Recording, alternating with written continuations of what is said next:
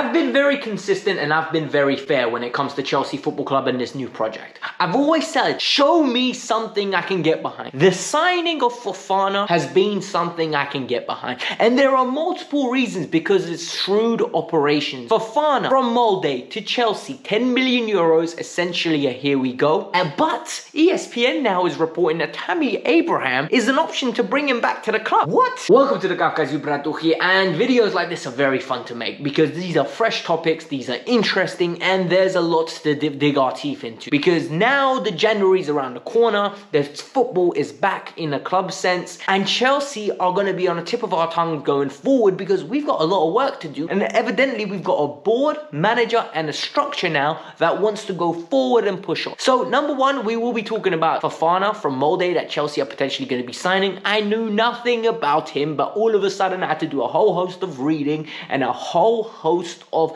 understanding of what Chelsea are trying to do. Tammy Abraham is linked back to the club because he's got a buyback clause that Chelsea potentially want to activate, 75 million euros. And finally, Hakim Ziyech. The Marcio comes out and gives us a beautiful explanation of what stage the Ziyech move is in and where Ziyech's heart really lies, because it's not at Chelsea and we need to talk about it. But before we get onto that, I need you lot to do the admin, right? The admin is integral for every channel. The admin is integral for this channel, and I need you guys to do it. Hit the like button. We're aiming for 500 likes. Can we please do that? It's been literally a couple weeks since we've last did that. I need you lot to subscribe if you're new. And finally, follow me on Instagram. That's where you guys can DM me any of the questions, any of the video suggestions, any of your questions about potential footballers, and I'm guaranteed to reply to because I'm always on my Instagram. It's a quick reply, maybe even give you a quick voice note back. But that's how I want to build this community. Transparent, communicative, and just a collaborative issue. All right, let's do it and let's move on with the news. Chelsea Football Club did their business quietly, efficiently, and productive. And this move here is something I can get behind. All right, first of all, I'm not going to be sitting here and tell you I know a lot about Fofana. I actually knew nothing about Fofana. He plays for Molde. He got 21 goals and 7 assists last year.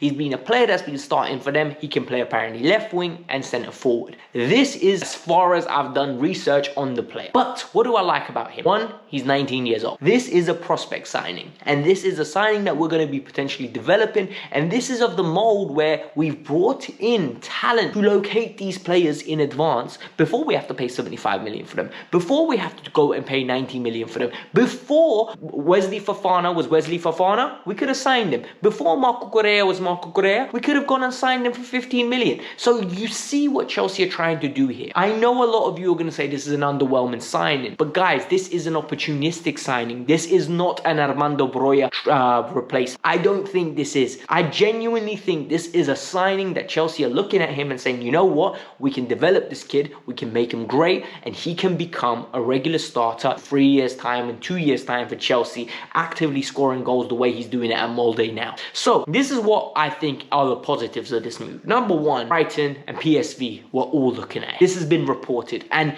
let's think about these clubs. PSV are known to be buying bargains and then selling them on for a big fee. Brighton have got a great track record of buying players and then reselling them for a crazy value. We've seen it on multiple occasions. They're going to do it with McAllister. They're potentially going to do it with Webster. They're going to do it with Lamptey. They just acquire the right talent and bring them in at the right fee and develop. Then we can look at Brentford. Brentford have arguably got the best recruitment. Brentford literally are built on a model where they don't have a youth team. They only have a B team, and it's a bunch of Scandinavian players or African players or South American players that they get on a cheap. They bring them in based on their algorithm, and these players end up being worth so much more, and they're just overperforming based on transfer value, but in reality they've got so much quality in that team. So Chelsea, by bringing in a lot of Brighton and Southampton scouts and giving them a bigger budget, have all of a sudden opened a different avenue of going and finding the next big thing. The only reservation I would have about this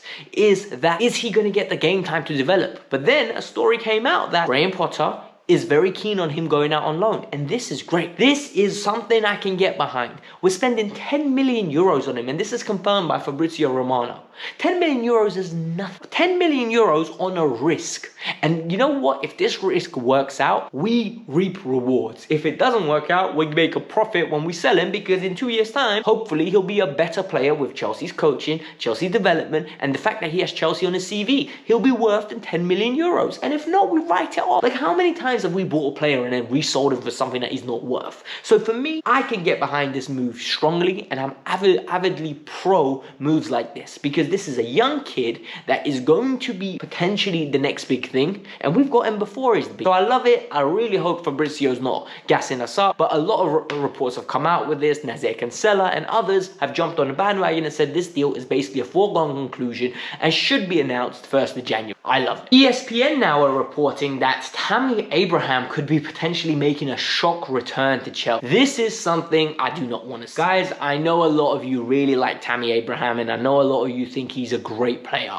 And whilst his time at Roma has been good, I don't think it's been great. A lot of people are going to throw empty stats at me that I hate. Look, Tammy Abraham's time at Roma has been inconsistent. It's been cum si cum sa. Like, because if you look at it, they finished 5th last year in Serie A. That team should not be finishing 5th, purely because of the fact that if he wants to play for Chelsea, he needs to be a consistent goal scorer that leads his team to win. Finishing 5th isn't good enough for Chelsea. It might be good enough for Roma, and then people are going to tell me he got 22, 24 goals last year. Bruh, most of them were in the Conference League. I'm sorry, that doesn't work. This season, he's got 3 goals in 14 games. What kind of striker would be getting 3 goals in 14 games in Serie A? It doesn't work for me. I'm sorry, this is not the type of player we should be buying back. He was never good enough, and when we got 45 million euros for him, I was jumping up and down. Sadly, a lot of people are gonna come at me with a lot of sentimentality. I think that's the word. They're gonna come with, you know what, Alex, you're being very harsh. He's one of our own. I don't care. I really don't. Whilst I think he's a good player, I just don't think he's the right player to go in back and getting him for 75 million euros. Like 75 million euros buyback clause, he's just not worth that, and I'm sorry. For me, Tammy should be staying at Roma and developing his game, and maybe making a move back to England when the time is right. The time is not right for him right now, in my opinion.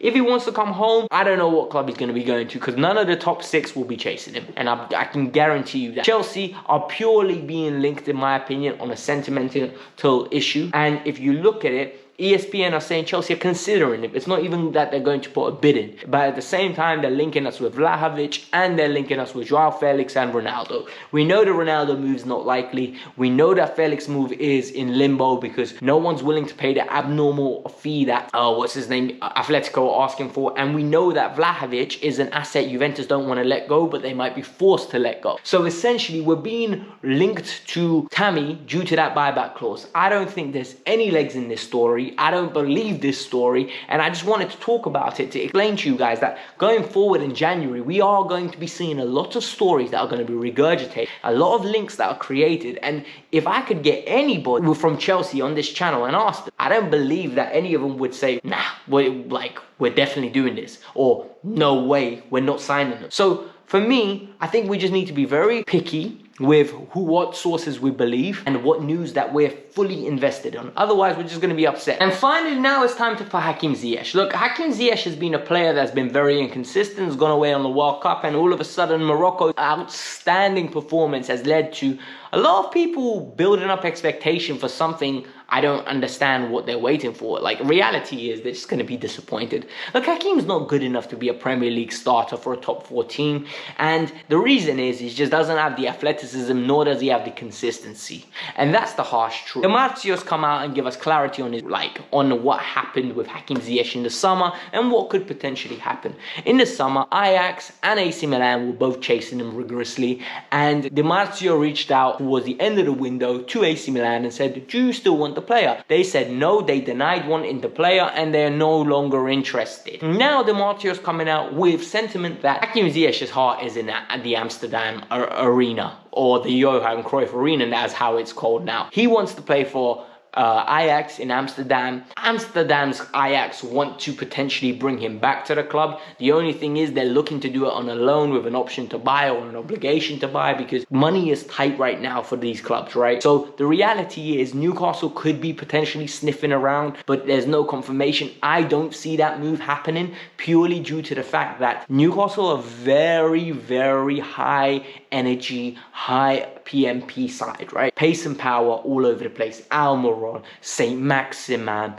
like Willock, the Longstaff brothers, just a lot of pace and power and a lot of like athleticism in that midfield, in that forward. So I don't see them investing into Hakim Ziyech, all due respect, while he's technically phenomenal. I don't see his consistency being there from a number standpoint, nor his physicality being there from a strength standpoint. And he's 29 years old. Like, how much muscle is he going to be able to put on and just evolve his body without ruining his other sides of his games? So for me, either going to be a return to Ajax, or we're going to have to find some other club to take him off our hands, because I don't see it happening anytime soon. A lot of people aren't going to like this. I know I've got a big Hakim Ziyech contingent watching me, and sadly I think it's time for him to move on, and I hope someone is willing to take the chance, because the player wants to move on, the club wants to sell, and it's very obvious that if the right offer comes in, I'm thinking around 12 to 15 million euros, this guy's going to be going. Guys, this was the Kavkas View. I hope you lot enjoyed this video. I hope you lot appreciated the news that came your way. So you're going to hit the like button, subscribe to the channel.